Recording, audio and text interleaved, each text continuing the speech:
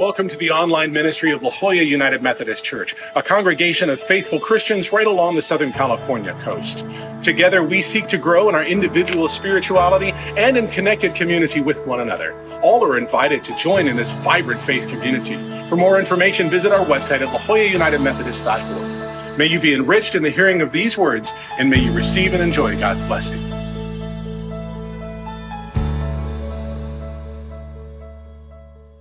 Friends, hear these words from Psalm 139. Lord, you have examined me. You know me. You know when I sit down and when I stand up. Even from far away, you comprehend my plans. You study my traveling and resting. You are thoroughly familiar with all my ways. There isn't a word on my tongue, Lord, that you don't already know completely. You surround me front and back. You put your hand on me. That kind of knowledge is too much for me. It's so high above me that I can't reach it.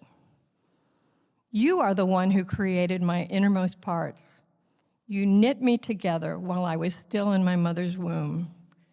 I give thanks to you that I was marvelously set apart. Your works are wonderful. I know that very well. My bones weren't hidden from you when I was being put together in a secret place, when I was being woven together in the deep parts of the earth. Your eyes saw my embryo, and on your scroll every day was written that was being formed for me before any one of them had yet happened. God, your plans are incomprehensible to me. Their total number is countless. If I tried to count them, they outnumber grains of sand. If I came to the very end, I'd still be with you. The word of God for the people of God.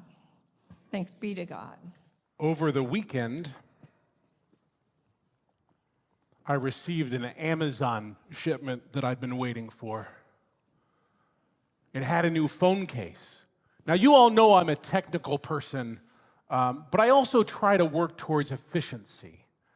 I decided, I've been carrying my phone in a fairly thin case, and separately, I've had a wallet.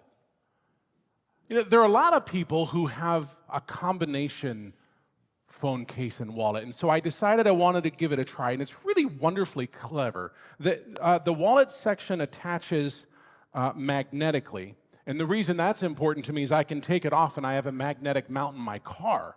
So I can mount it in the car, and I plug it in. I listen to the music that I have on here. And then, it has a little bit of space for my ID, any payment cards that I use.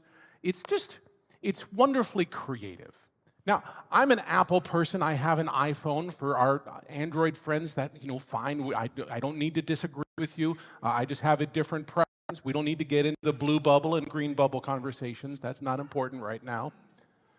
Apple is having their annual Worldwide Developers Conference in about a week. And the very first day of that Worldwide Developers Conference, they always, the CEO always has a keynote, and he talks about the next incredible ways that Apple is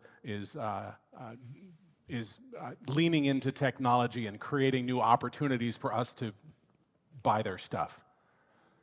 And this year's Worldwide Developers Conference, they're going to talk about the next iPhone and iPad and Mac operating systems. And there's a lot of conversation about integration of AI, artificial intelligence. And there's a lot of buzz about, some of the new things that our devices will be able to do. And because Apple is, someone who markets in this particular way, they're going to have a strong leaning into, privacy and things like that. It'll be really interesting. I'm a technical nerd, and so I'm very interested in how that's going to go. But one of the things that occurs to me, both related to that operating system, but just related to this, this new case how wonderfully creative.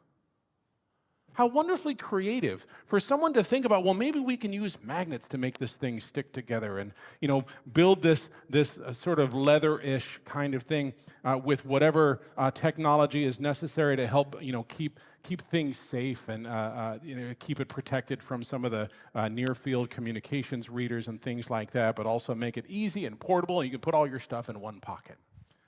I have a different illustration. I don't often bring my coffee into church. I'm not really much of a coffee person. This morning, I just didn't sleep a whole lot last night, and so this morning I needed the bigger cup for the coffee.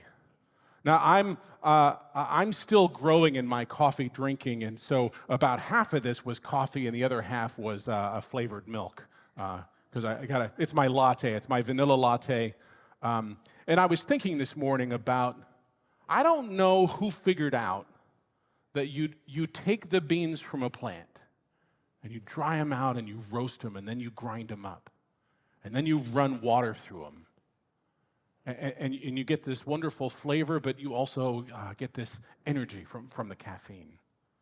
Right? That's super creative, isn't it? I know that there are people out here who are much more into coffee than I am. I received a Christmas gift from the Buteras a couple of years ago, this wonderful, wonderful coffee. It was delicious. I think you all are more coffee people than I am, which is okay. We can have those conversations. But what wonderful creativity that people continue to to learn about how to do different flavors in coffees and different ways to make coffee. Theologian Rob Bell talked in a book called Love Wins about the Genesis story and creation. And he talked about God's sense of creation didn't stop. God created the world to continue creating. And scientists might sort of look at that through the stories of evolution. But that's not really an idea that's unique to Rob Bell. If you look at one of our ancient theologians, well, not ancient, he's not that old, but John Calvin wrote this. He wrote, "To make God a momentary creator who once for all finished his work would be cold and barren. And we must differ from profane men, especially in that we see the presence of divine power shining as much in the continuing state of the universe as its inception." Calvin writes about the reality of God's ongoing creativity. I found this quote in a paper that I wrote my first year in seminary. The paper is called, I have to look at it because I'll get it wrong if I don't look at it. The paper is called, "I Believe, a Smorgasbord of Theology." And the instruction from this theology class was to write a credo. Credo is Latin for "I believe." And it may sound familiar to you as a creed. Indeed, a couple of years ago, we together explored the Apostles' Creed that starts with what? "I believe in God the Father Almighty, creator of heaven and earth." Calvin helps us see that creation was not a singular act, but indeed God's creativity is ongoing. But not only, in my mind, is God's creation ongoing, but God invites us, we who are created in God's image, to continue to embody that creation. And we might see that way of humans continuing to embody that creativity in creation through wonderful things like coffees and technologies, but also in incredible music, in paraments and decorations, in bringing gifts to bear in this community of faith. But another thing that I would suggest about our understanding of God, really that's what this entire sermon series is. I mentioned it earlier, this idea of exploring our doctrine of God, our theologies of God, is I believe that God creates us to be in community, to be in relationship with one another and with God. There's an ancient Latin saying about God creating the universe out of nothing. The Latin phrase is creatio ex nihilo. I like another phrase, and I'm not trying to denigrate that phrase. I believe that God created the universe simply out of force of will. God spoke and called the universe into being. God said, "Let there be light." But I also believe that God created out of love. Creatio ex amore.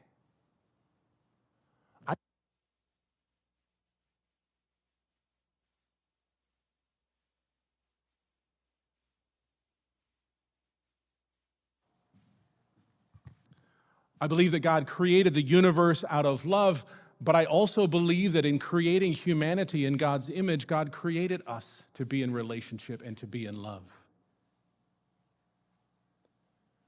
One of the ways that I've heard God spoken about is that God created humanity so that we might be compelled to love God. And that doesn't fit with my relationship with God, with my understanding of God.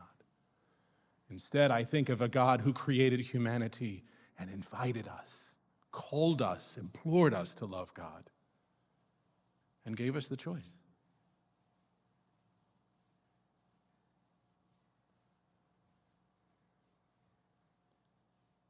As we think about God and God's creation, as we think about who God is, we often talk about God through words that begin with omni, omnipresent, omnipowerful, omniscient. The ancient theologian Anselm argues that it is obvious that whatever good thing the supreme nature is, it is in the highest degree. And how I hear what Anselm writes is that God is not simply good, but supreme goodness itself. God is not just, but supreme justness itself. Anselm continues, supreme immortality, supreme incorruptibility, supreme blessedness, supreme eternity, supreme power, supreme unity, which is nothing else than supremely being, supremely living. But when we put that together with the idea that we are created in and out of love, when we put that together with the idea that we are created to be in connection and relationship with one another and with God, we might think of God in some process theology terms as God being both transcendent and immanent. Transcendent being the idea that God is outside of all the things that God created, that God is self-sufficient, separate from the world, even from the universe, and is intentionally present in the world from beyond.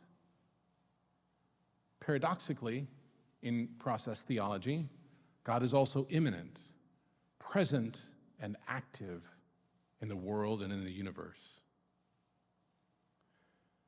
But Marjorie Suchocki, in her book, What is Process Theology, suggests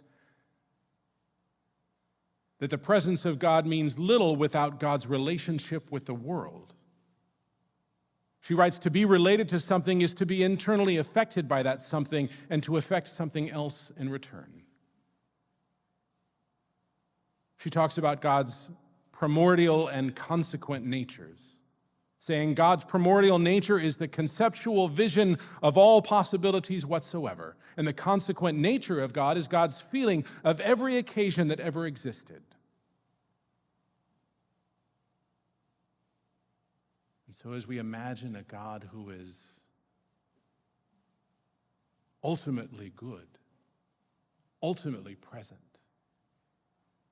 ultimately love, We might also imagine that God's relationship with this world and with us individuals is unique, changing, and dynamic. And borrowing that classical argument from Anselm, that God is supreme relationship, and indeed is the essence of relationship itself. I suggest that in many ways we know this. We have been forced to experience this. As just a few short years ago, we were told that we could not be in connection, in relationship, in proximity to one another as a global pandemic shook the world.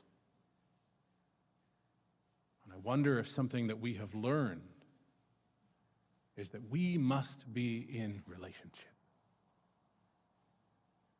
And yes, we learn new ways of creation and technology. We learn ways to be in some sense of relationship through cameras and screens, but I know, at least for me, that while that was helpful, it simply wasn't enough.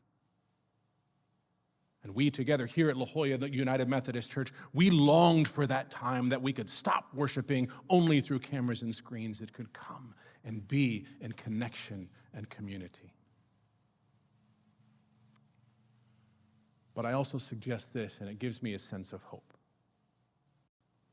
We continue to read polls and surveys suggesting that there are fewer and fewer people who consider themselves Christians or religious. The entire world learns that we must be in relationship, and it's my assertion that the church is uniquely suited to offer community and connection and relationship and meaning. My friends, our God is the creative creator, inspiring us to create new ways of being and being in relationship. Let us respond in our creativity, our community, and our connection. Let us find new ways to do this good thing. Amen.